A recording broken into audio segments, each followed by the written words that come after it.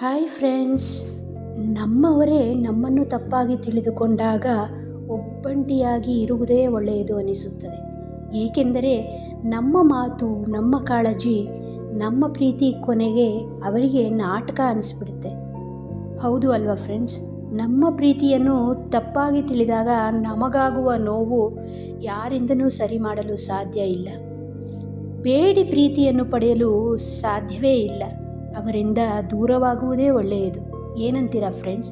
ಈ ಮಾತು ನಿಮಗೆ ಇಷ್ಟ ಆದರೆ ಲೈಕ್ ಮಾಡಿ, ಶೇರ್ ಮಾಡಿ, ನಮ್ಮ ಚಾನಲ್ಗೆ ಸಬ್ಸ್ಕ್ರೈಬ್ ಮಾಡಿ ಫ್ರೆಂಡ್ಸ್.